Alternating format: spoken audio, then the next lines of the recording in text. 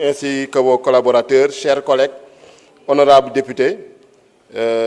Par rapport à ce projet de loi relatif à la Commission nationale des droits de l'homme, c'est un projet important. Ça permet au Sénégal de répondre à des exigences, à ses engagements internationaux, notamment les principes de Paris de l'Organisation des Nations Unies. Donc, je pense que déjà, harmonisation là, par rapport à yeneen dëkk yi parce que tey suñu jëlee comité sénégalais des droits de l'homme yóbbu ko commission nationale des droits de l'homme dañuy harmoniser ak yeneen pays parce que tey soo xoolee Afrique de l'Ouest pratiquement ak Afrique sax tous les pays ont des commissions nationales des droits de l'homme. C'est le cas de la Mauritanie, c'est le cas de la Gambie, c'est le cas du Burkina Faso, c'est le cas du Mali, c'est le cas de la Côte d'Ivoire, c'est le cas du Nigeria, du Kenya et voilà pour bañ a citer dëkk Afrique yëpp. Donc Sénégal amoon na ci retard. Donc tey suñu ñëwee harmoniser par rapport aux autres pays dinañu permettre ñu jógee situation bu ñu nekk statut B dem au niveau du statut A. Donc je pense que c'est extrêmement important.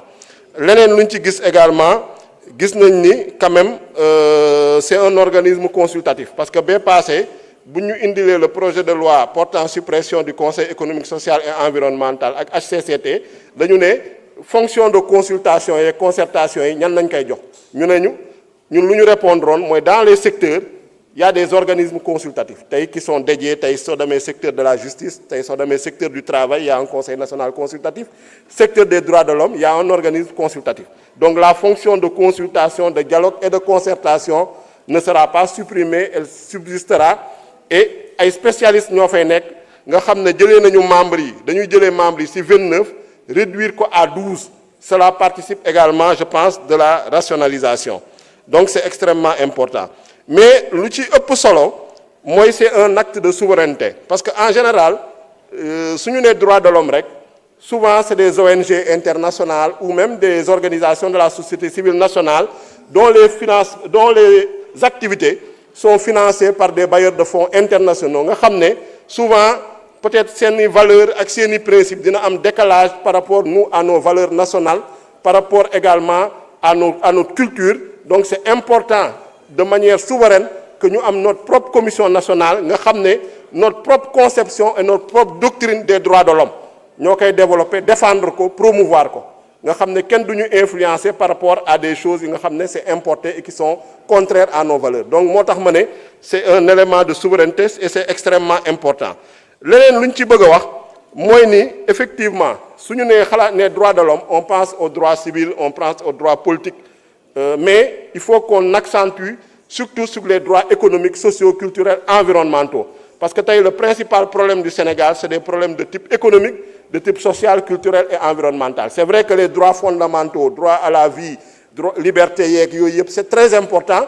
Mais le principal problème, c'est notre niveau de développement. On a un indice de développement humain faible. On a parlé des problèmes des jeunes, l'immigration clandestine. On a parlé des problèmes d'emploi.